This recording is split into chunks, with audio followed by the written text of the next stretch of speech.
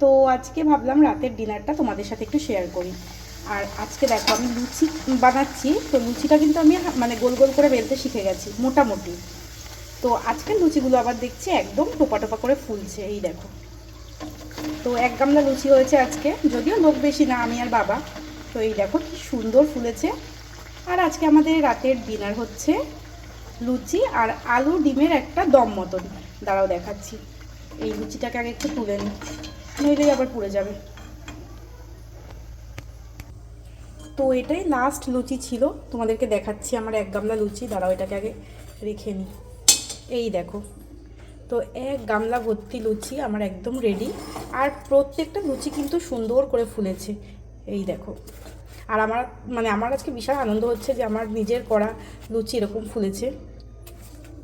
এই হচ্ছে লুচি, আর এই দিকটায় হচ্ছে এই যে আলু ডিমের সেই দমটা। এটাই আজকে আমাদের ডিনার।